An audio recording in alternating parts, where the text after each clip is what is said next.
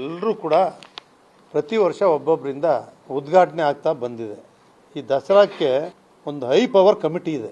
ಮುಖ್ಯಮಂತ್ರಿಗಳೇ ಅಧ್ಯಕ್ಷರು, ಅಲ್ಲಿ ಉಪಮುಖ್ಯಮಂತ್ರಿಗಳು, ಡಿಸ್ಟ್ರಿಕ್ಟ್ ಮಿನಿಸ್ಟ್ರು, ಶಾಸಕರುಗಳು, ಸಂಬಂಧಪಟ್ಟ ಚಾಮರಾಜನಗರ, ಮಂಡ್ಯ, ಮೈಸೂರು, ನಾವೆಲ್ಲರೂ ಕೂಡ ಶಾಸಕರುಗಳು, MP ಗಳು, MLCಗಳು ಎಲ್ಲರೂ ಕೂಡ ಸಭೆ ಸೇರ್ತೀವಿ.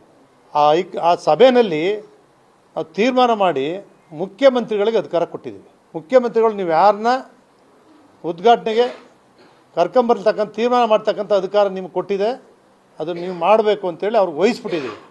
ಆದ್ದರಿಂದ ಮುಖ್ಯಮಂತ್ರಿಗಳು ಈ ತೀರ್ಮಾನವನ್ನು ಕೈಗೊಂಡಿದ್ದಾರೆ. ಒಬ್ಬರು ಧಾರ್ಮಿಕವಾಗಿರ್ತಾರೆ, ಇನ್ನೊಬ್ಬರು ದೇವ್ರು ನಂಬ್ತಾರೆ, ಇನ್ನೊಬ್ಬರು ದೇವರು ಮಾಡ್ತಾರೆ. ನಾನು ಇದು ಯಾವುದೂ ಕೂಡ ನೋಡಿಲ್ಲ. ನಂದೇನಿದ್ರು ನಮ್ಗೆ ಗೊತ್ತಲ್ಲ. ಚಾಮುಂಡೇಶ್ವರಿ ಕ್ಷೇತ್ರ ಆಯಿತು, ನಾನಾಯಿತು, ನೀರಾಯಿತು, ಅದೇನೋ UGD ಅಂತೆ, ಪಾರ್ಕ್ ಅಂತೆ, ಇದರಲ್ಲೇ ಮುಳುಗೋಗ್ಬಿಟ್ಟಿದ್ದೀನಿ. ಈಗಾಗಲೇ ಒಬ್ಬರು ಉದ್ಘಾಟನೆ ಮಾಡೋರಲ್ಲ, ನಮ್ಮ ನಿಸಾರ್ ಅಹಮದ್ ಉದ್ಘಾಟನೆ ಮಾಡೋರು ಅಲ್ಲ. ಈಗ ಅವರು ಚಾಮುಂಡೇಶ್ವರಿ ಮೇಲೆ ನಂಬಿಕೆ ಇಲ್ಲದೆ ಇದ್ದರೆ ಅವ್ರು ಬರೋದೇ ಇಲ್ಲ. ಅವರೇ ಬರಲ್ಲ. ಆಗ ನಂಬಿಕೆ ಇದೆ ಅಂತ ಅಲ್ಲಿಗೆ